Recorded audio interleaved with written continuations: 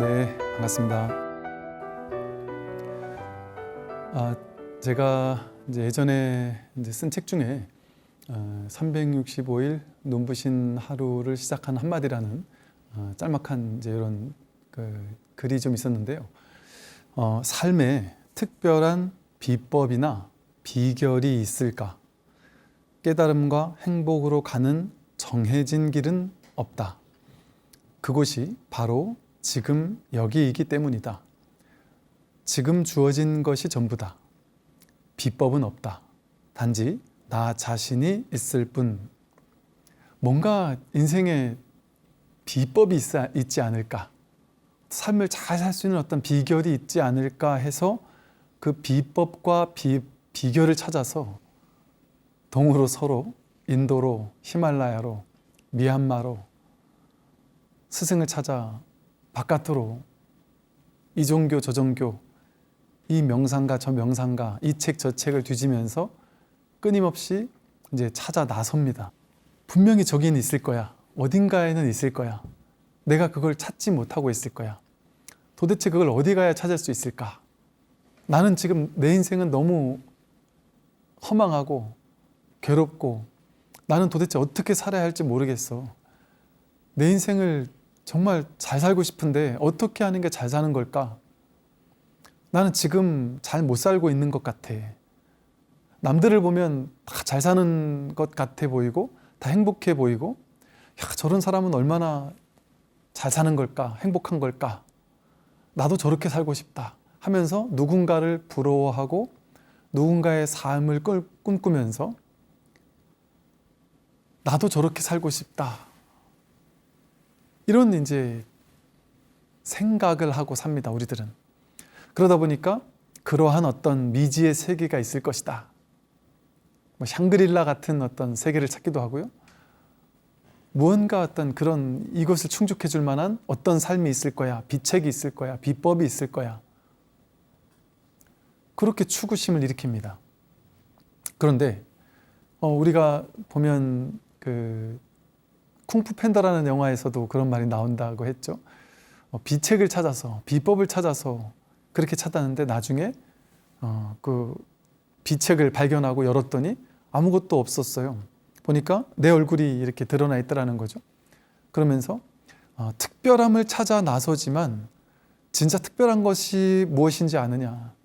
진짜 특별한 것은 너가 너 자신 스스로를 특별하다고 믿으면 그것이 특별한 거야. 자연 만물은 있는 이대로 다 아름답고 특별합니다. 저마다의 아름다움이 있고 저마다의 개성이 있죠. 근데 그 가운데 어떤 것이 더 좋다 나쁘다라고 할 수는 있지만 그건 자기가 보는 견해일 뿐이죠. 자기에게 그렇게 보일 뿐이죠. 자기 취향에 따라서 어떤 사람은 소나무 같은 기상이 좋아. 사시사철 푸르른 것이 좋아 하고 어떤 사람은 봄, 여름, 가을, 겨울 모양을 달리하는 참나무가 좋다라고 할 사람도 있을 것이고요. 토끼 같은 삶이 아름답다고 생각하는 사람도 있지만 사자 같은 삶을 아름답다고 느끼는 사람도 있겠고요. 발 아래 냉이꽃이나 꽃다지나 꽃마리 같은 그런 아주 작지만 눈에 보이지도 않는 그렇지만 가까이 다가가서 바라보면 아름다운 꽃마리 같은 건 보이지도 않지만 가까이에서 보면 너무나 아름답거든요. 꽃다지는 그렇게 아름답다고 느껴지진 않을 수도 있겠지만 또 자세히 들여다보면 그것 또한 꽃이에요. 또 가까이 가서 보면. 그런가 하면 어떤 사람은 강렬한 장미를 아름답다라고 할 수도 있겠죠. 어떤 게 정말 아름다운 것인지 어떻게 사는 삶이 정말 좋은 것인지 진리인지 그게 정해져 있을까요? 그런 게 정해져 있을 수가 없죠.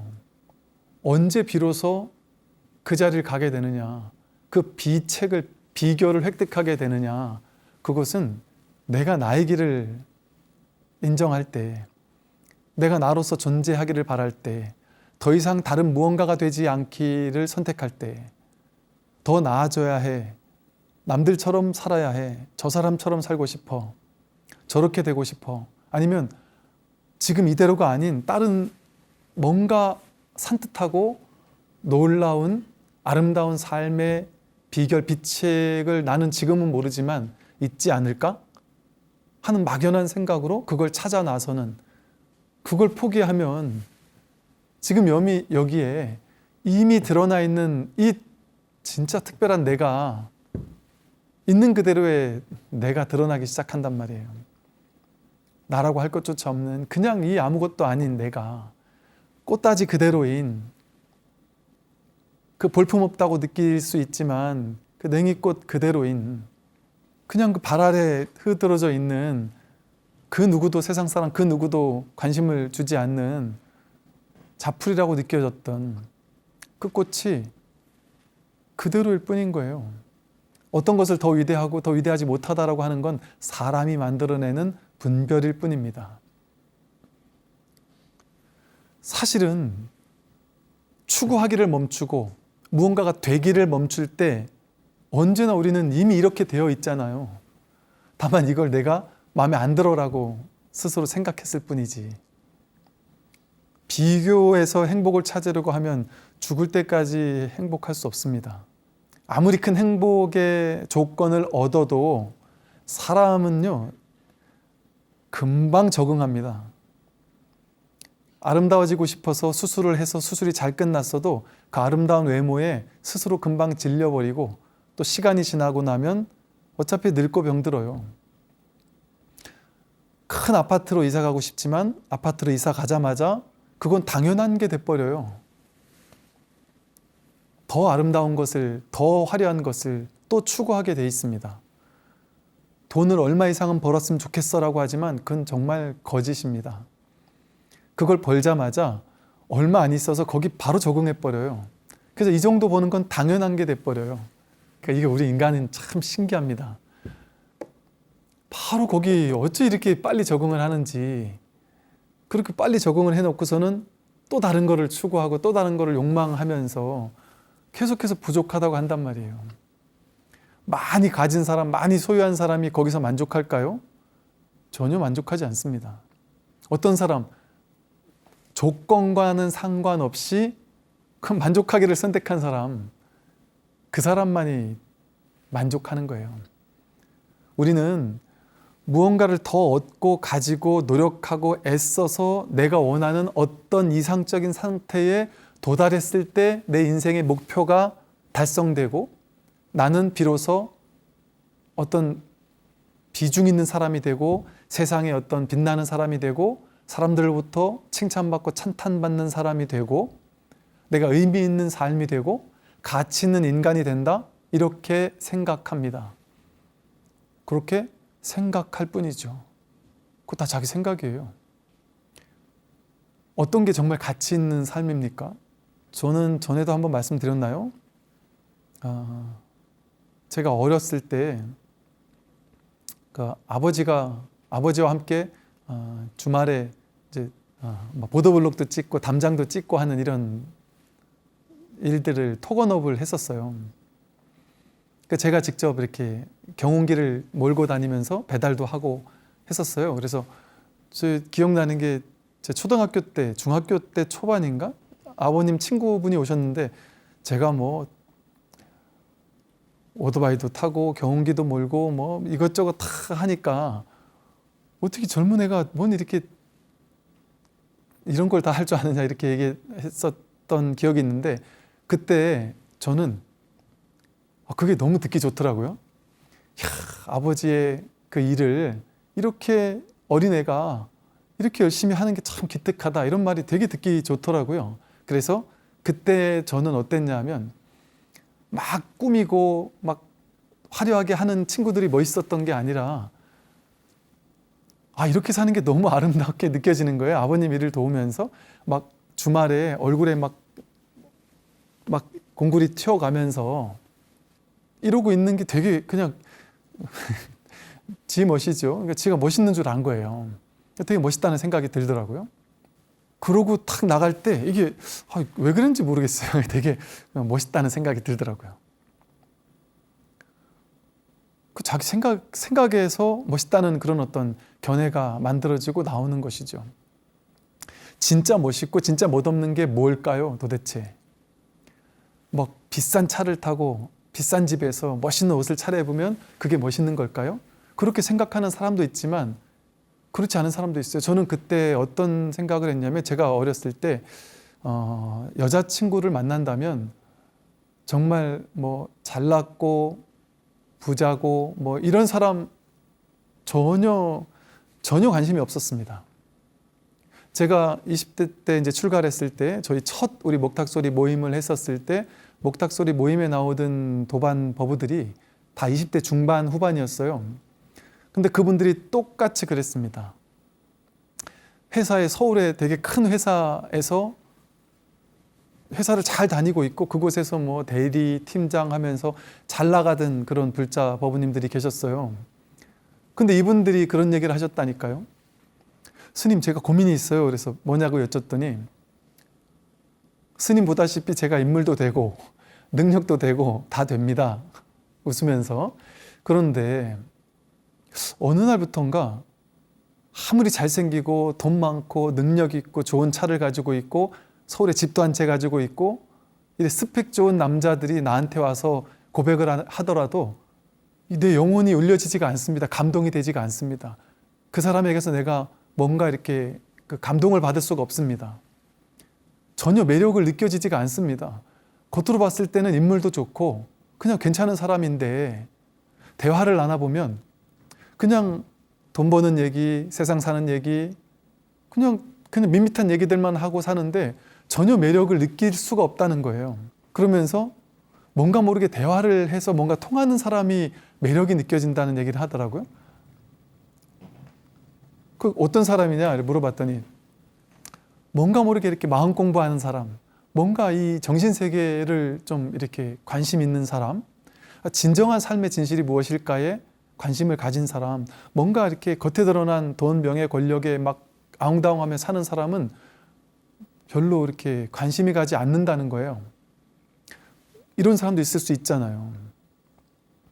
겉에 드러난 모습이 전부일 수가 없거든요. 즉, 어떤 모습이 진짜 훌륭한 삶인지 훌륭하지 않은 삶인지를 알 수 있을까요?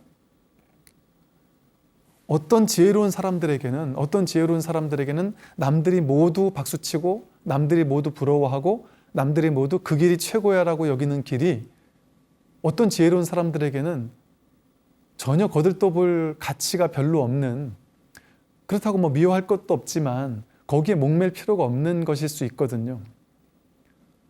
또 어쩌면 그냥 농사짓고 허드렛 일을 하고 이러고 살지만 그 사람의 삶에 정말 빛이 나는 사람들이 있을 수 있거든요. 그러니까 우리의 이 분별만, 생각만, 또 이 세상에서 만들어 놓은 고정관념으로서 성공과 실패에 대한 어떤 견해들, 거기에 집착하는 마음만 없다면, 내가 내 생각으로 난 이 정도는 성공해야 되라는 그 생각, 이렇게 살아야 어떤 삶에 멋있게 사는 게 아닐까라는 그 견해, 그것만 내려놓을 수 있다면 지금 여기에 누가 꽃다지예요? 누가 꽃말이고 누가 냉이꽃입니까? 그게 바로 나예요. 내가 무엇이 되었든 있는 이대로이기를 선택할 수 있는 지혜가 있다면, 내가 더 행복해지지 않아도, 더 많은 조건을 얻지 않아도, 가지지 않아도, 더 많은 것을 소유하지 않더라도, 내가 생각으로 쥐고자 하는 것들을 다 쥐지 못했을지라도 완벽하게 행복할 수 있습니다. 완벽하게 아름다울 수 있어요. 이 삶이 이대로. 무언가를 더 갖지 않아도. 너무나도 단순한 진리거든요. 너무나도 단순한 진실입니다. 내가 나의 길을 선택할 때, 내가 나에게로 돌아올 때, 진정한 자기가 되는 것을 선택할 때, 그때 만족이 있고, 그때 진실이 드러나고 더 이상 추계심이 사라지게 됩니다. 그런다고 해서 아무것도 하지 않는 건 아니에요. 하되 함이 없이 하게 되는 거죠. 그 생각을 집착하지 않고 내가 하고 싶은 뭐든지 최선을 다해서 합니다. 그리고 해야 되고, 왜? 내가 하고 싶어 하는 게 아니에요. 저절로 하게 돼 있으니까 그거는 신경 쓸 필요 없습니다. 스님, 그렇게 살면 너무 바보처럼 살지 않을까요? 뭔가 인생에 성공도 없고 성취도 없고 열심히 살지 않지 않을까요? 그런 생각 할 필요가 없습니다. 그건 망상이에요. 분별이에요. 배고프면 저절로 밥을 찾게 돼 있고요. 돈이 없으면 저절로 돈을 찾게 돼 있어요. 직장을 구하게 돼 있어요. 그래야 내 계속 밥을 먹을 수 있으니까. 그러면 지속적인 월급을 받아야 돼요. 그러면 그 회사에서 열심히 일하게 돼 있어요. 그냥 저절로 내가 하려고 하지 않아도. 그 삶이 저절로 그렇게 되어 있어요. 그러니까 그렇게 되면 뭐 소극적이 되지 않겠느냐? 전혀 그런 생각할 필요 없다. 우리가 깨달아야 할 놀라운 진실은 지금 여기에 진실이 드러나 있다라는, 이것이 진실이라는 사실. 지금 이렇게 드러난 내가 진실이고, 이 내가 진실이라는 이 말도 이제 방편이에요. 이 나라고 할 만한 뭔가가 따로 없는데 우선 방편으로 이런 말을 한번 해보는 거예요. 지금 나로서 드러난 이 모습에 만족하지 못하는 그 마음만 없으면 지금 이대로 아름답습니다. 몇 년 전인가요? 그 이지선 씨였나요? 그 젊은 여자 여학생이었죠. 대학생이었나? 그 아주 예쁘장했던 여자 학생이었던 것 같아요. 근데 이제 그 친구가 이제 얼굴 전체를 화상을 입었잖아요. 남들이 봤을 때 좀 흉측하게 느껴질 만한 그런 외모로 바뀌었단 말이죠. 그러니까 너무나도 괴로웠고 절망스러웠고 정말 죽고 싶었겠죠. 그런데 어느 날 문득 깨달았다고 하죠. 이것을 있는 그대로 받아들이는 수밖에 없겠구나. 다른 방법이 없구나. 어느 순간 그냥 이 화상 입은 이대로, 이 못난 모습 이대로를 그냥 받아들이기 시작했다는 거죠. 그 모습 그대로를 그냥 인정하기 시작하고 허용하기 시작하고 받아들이기 시작하고 사랑해주기 시작했다. 그러고 났더니 그냥 가만히 뜯어보면 이것도 나름대로 이쁘다고 하면서 그렇게 받아들이고 났더니 내가 비로소 행복해지기 시작하더라. 부처님께서 그 난다라는 사촌 동생을 출가시킬 때 강제로 출가시키고서 아내에 대한 미련을 거두지 못했을 때 약간 비교를 통한 방편을 써요. 늙은 원숭이와 아내를 비교했을 때 누가 더 예쁘냐? 당연히 아내가 예쁩니다. 그랬고 천상세계 너무나도 천녀들, 아름다운 천녀들을 보여주면서 아내와 누가 더 예쁘냐? 그러니까 천상세계 천녀들이 더 예쁩니다. 그렇게 비교를 통해서 너가 깨달을 수 있다면 저 천상세계 500명의 천녀들이 너를 시중들도록 해줄 수도 있다. 이제 이런 식의 어떤 방편을 쓰는 대목이 나와요. 그렇게 이제 쉽게 말해서 이성이라든지 외모라든지 이런 거에 막 사로잡혀 있는 사람에게는 임시 방편으로 그런 방편을 써줬던 거죠. 어찌 보면 얼마나 조금 이렇게 낮은 수준의 방편이겠어요? 그러나 그런 수준의 의식을 가진 사람에게는 그런 방편도 쓰신 거죠. 부처님은 자유자재로.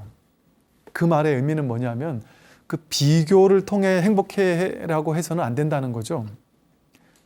어떻게 하면 행복해질 수 있을까? 이것을 비교해서 찾는다면 죽었다 깨어나도 나보다 더 잘난 사람, 더 능력 있는 사람, 더 훌륭한 사람, 더 좋은 조건을 가진 사람은 세상에 끝도 없이 있습니다. 그 비교를 완전히 내려놓기만 한다면, 분별을 완전히 내려놓기만 한다면 지금 여기서 더 이상 무엇을 원할 게 있겠어요? 지금 여기 완전히 드러나 있습니다. 이 사실을 깨닫는 게 불법을 깨닫는 거예요. 해인사 이제 대장경이 모셔져 있는 이제 법보전에 가면요, 그 주련호에 이제 좌우에 딱 주련이 있는데 어떤 큰 스님께서 근대에 계시던 스님께서 아마 이렇게 쓰셨던 주련이라고 들었던 것 같아요. 거기 뭐라고 되어 있느냐면 해인사 8만 대장경의 모든 가르침이 담겨 있는 법보전 앞에 왜 주련을 썼겠어요? 해인사 8만 대장경의 모든 부처님 가르침을 한마디로 말하면 이 말이다 이렇게 얘기할 수 있을 법하니까 그런 주련을 그 해인사 법보전 안에 써놓지 않았겠어요? 거기 써놓은 그 주련의 내용이 뭐냐 하면 원각도량 하처 현금 생사 즉시라고 써 있습니다. 원각도량이 도대체 어느 곳이냐? 원각도량은 원만한 깨달음, 원각이 우리 불교에서 깨달음을 얘기해요. 깨달음이 무엇이냐 이 소리예요. 깨달음이 도대체 어디에 있느냐? 깨달음에 이 법이 있는 도량이 도대체 어디에 있느냐? 그런데 현금 생사 즉시다. 죽든 살든 현금만 즉시 갖다 줘라 이 소리가 아니고, 그러면 내가 그게 깨달음이다 이 소리가 아니고, 생사라는 말은 뭐냐면 아까 말했죠. 생사법, 생멸법, 생겨나고 사라지는 것들, 이 세상의 눈앞에 목전에 생겨나고 사라지는 것들이 늘 생겨나고 사라져요. 보이는 모든 것들이 생겨나고 사라지죠. 인연 따라. 들리는 모든 소리가 인연 따라 생겨나고 사라지죠. 나라는 존재가 생겨나고 사라지죠. 세상 사람들이 내 눈앞에 나타났다 사라지죠. 성공도 왔다 가죠. 실패도 왔다 가죠. 좋은 일도 나쁜 일도 왔다 가죠.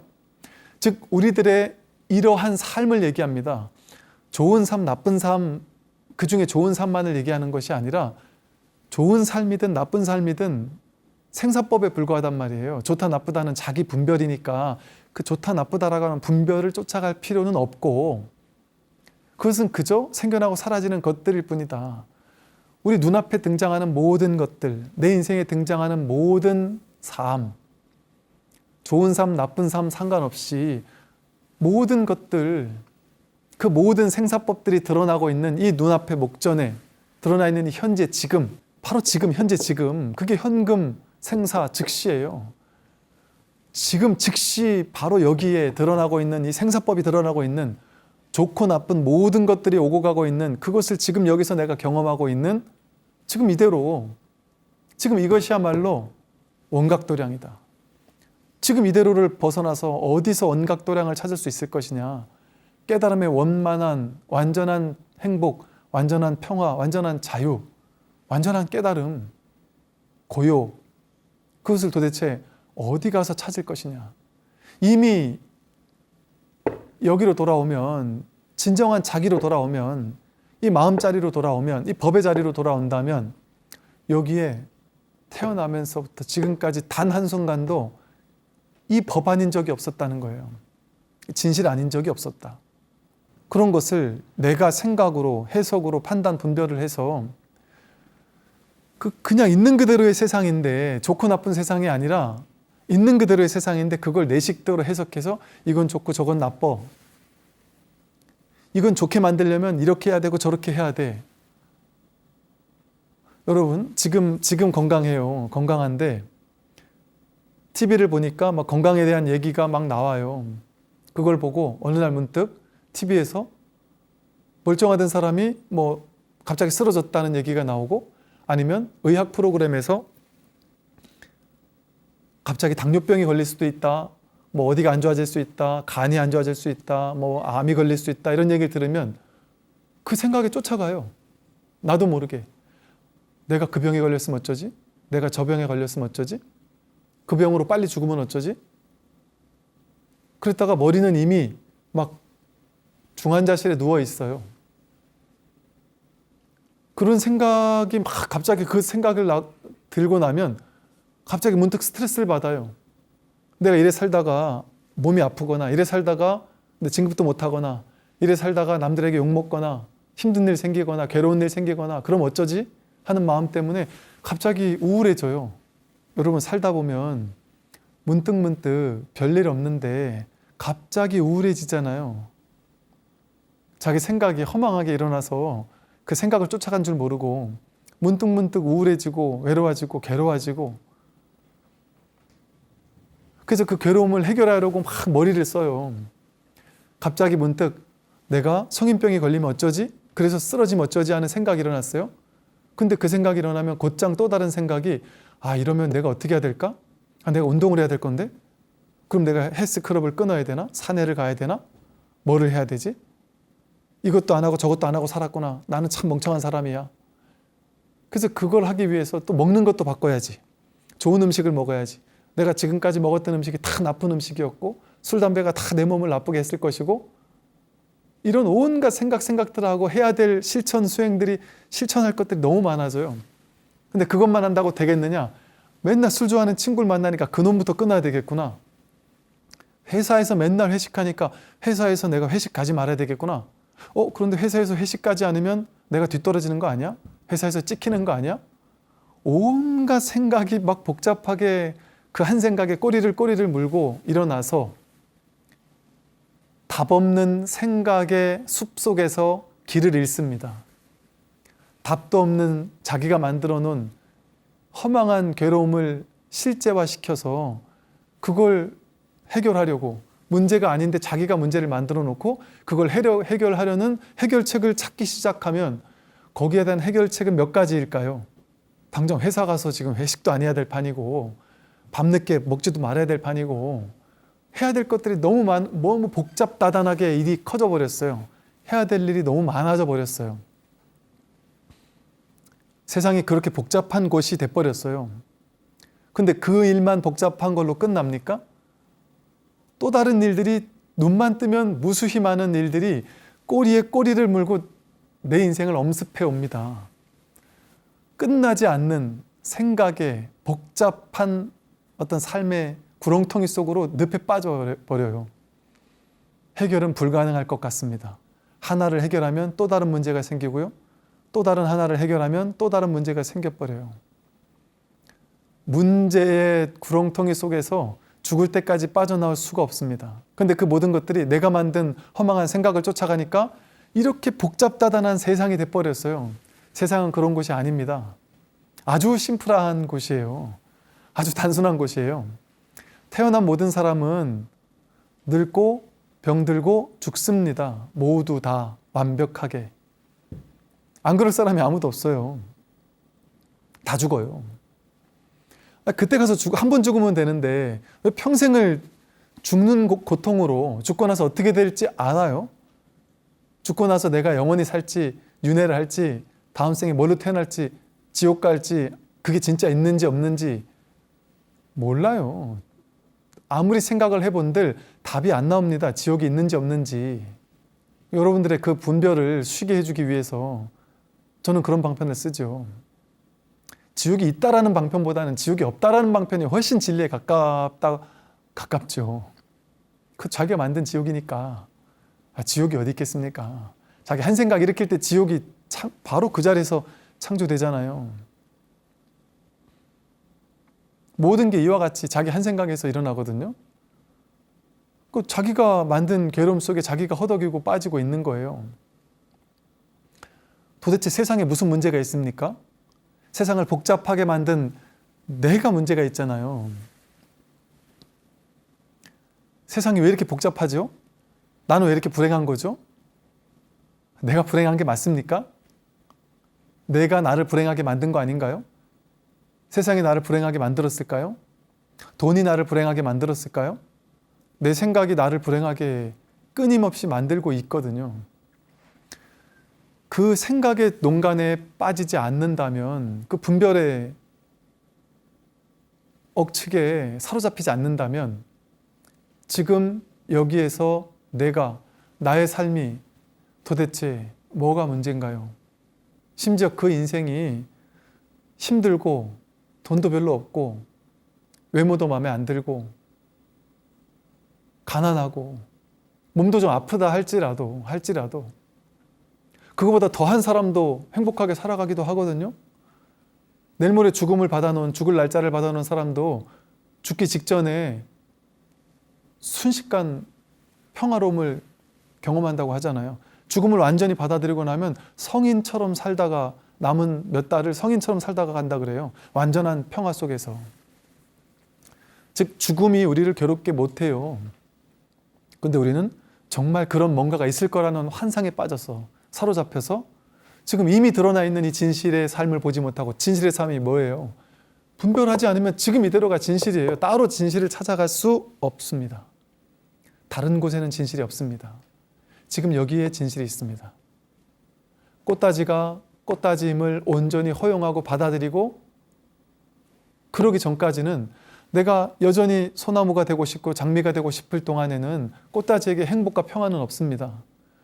그러나 꽃다짐을 이미 온전히 받아들였을 때 사실은 꽃다짐은 원래부터 이대로였어요. 원래부터 진리였고 진실이었고 이대로의 삶은 아무 문제가 없었습니다.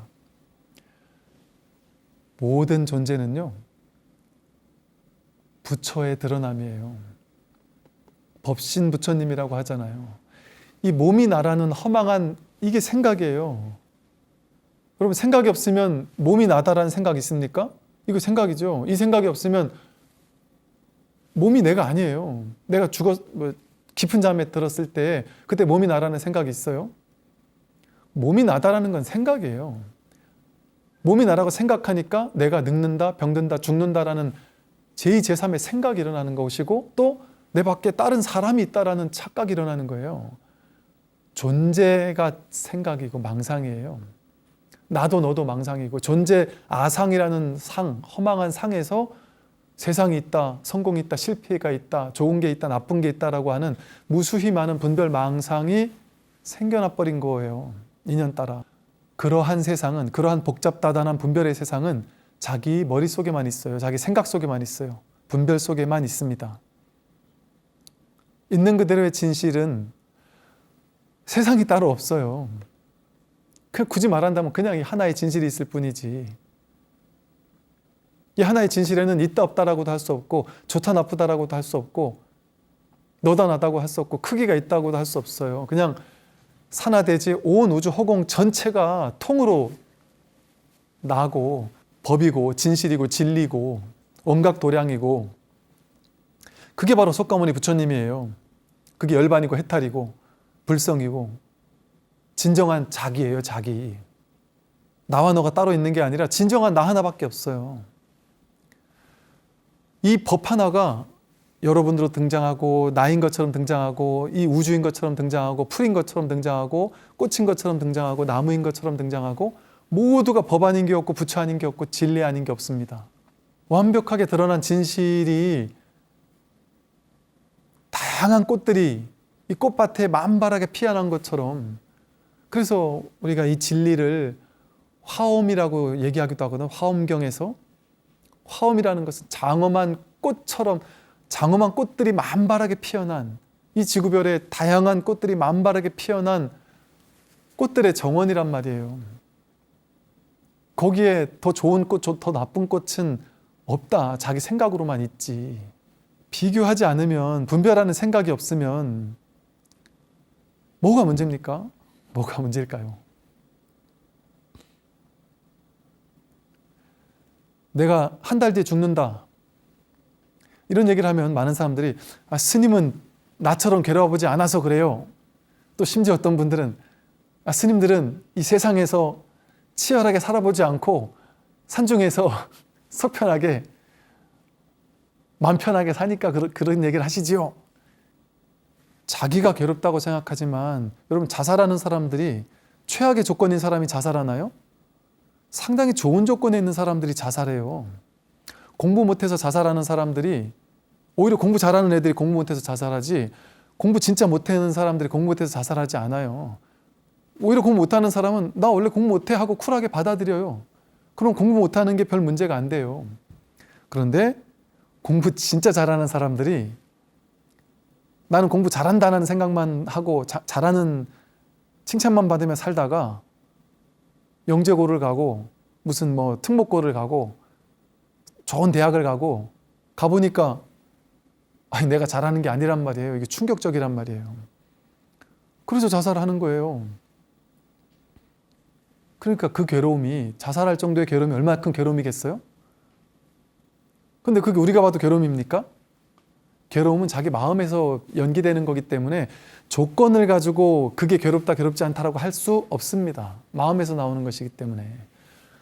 그래서 나같이 괴롭지 않아 보고서 어떻게 알아요? 이런 말 하면 안 돼요. 이 괴로움이 진짜 너무 괴로워요. 그것도 자기 생각이 만든 허상의 괴로움이라니까요. 1년 뒤에 죽을 날짜를 받아놓은 사람은 지금 중환자실에서 다 죽어가지만 그래도 살 수는 있는 사람을 얼마나 부러워하겠어요. 근데 중환자실에 있는 사람은 스님, 중환자실에서 고통받아 보지도 않고 어떻게 나같이 괴로운 사람의 심정을 알겠어요? 라고 하겠죠. 지금 영화 같은 데 나오잖아요. 막 칼 맞으면서 죽어가는 사람 입장에서는 그보다 더 큰 괴로움이 어디 있겠습니까? 그러니까 제 말은 이거 자기 얘기를 하고 있는 거라는 거예요. 예. 스님, 남들은 저렇게 행복한데 나는 어쩌고 이런 얘기를 하면 안 된단 말이에요. 그거는 너와 내가 자꾸 나뉘는 거잖아요. 그게 바로 비교예요. 모든 부처님 법문은, 제가 하는 모든 말은 여러분 딱 한 사람을 위해서 하는 말이에요. 부처님의 말씀은, 부처님의 법문은 나를 위해서 하는 법문이에요. 2500년 전부터 부처님과 수많은 인류의 역대 선지식들과 수많은 선지식 스님들, 조주, 마주, 황벽 스님들, 원효 스님, 의상 스님, 성철 스님, 저를 비롯한 일체 모든 그 수많은 공부인들이 여러분 하나를 깨닫기 위해서 하는 거예요. 여러분 하나밖에 없기 때문에.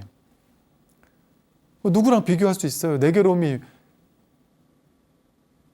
누구랑 비교하면서 그렇게 공부하면 이 괴로움을 해결할 수 없습니다. 내 문제예요, 내 문제. 내 공부예요, 내 공부.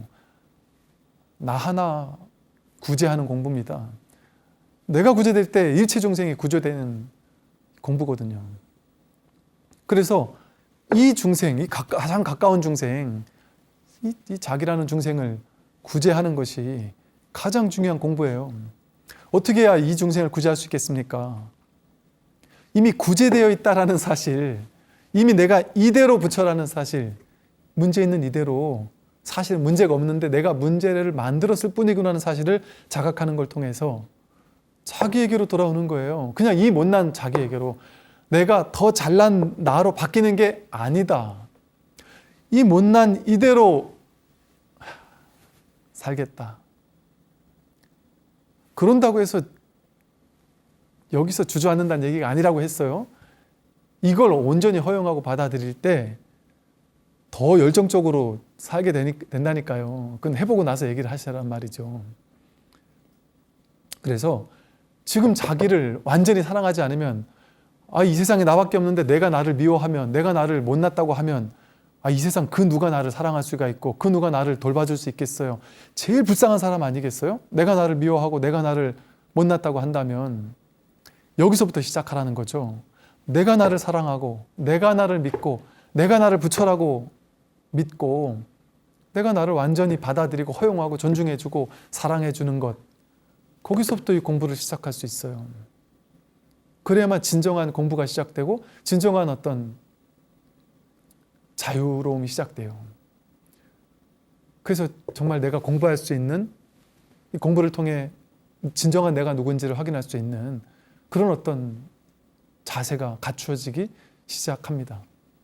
여기 계신 모든 분들이 다 부처님으로 보여요. 다 부처님이잖아요. 어떻게 부처님 아닌 분이 계실 수 있습니까? 자기 생각을 믿지 말고 진실을 믿으세요. 부처님께서 말씀하신 이 진실을, 하나도 부처 아닌 사람이 없다라는 말씀하셨던 그 진실을 믿으십시오. 여러분이라는 그 한 분 한 분의 부처님들을 응원하고 여러분이라는 선지식을 공경하면서 저 또한 살도록 이렇게 하겠습니다. 여러분들 하여간 이 아름다운 별에서 아름다운 그 부처님들과 함께 어우러지는 이런 그 대장엄의 화엄의 세상을 행복하게 만끽하면서 이렇게 아름답게 살아가시도록 함께 하시죠. 네, 오늘 여기까지 말씀드리겠습니다. 성공하십시오.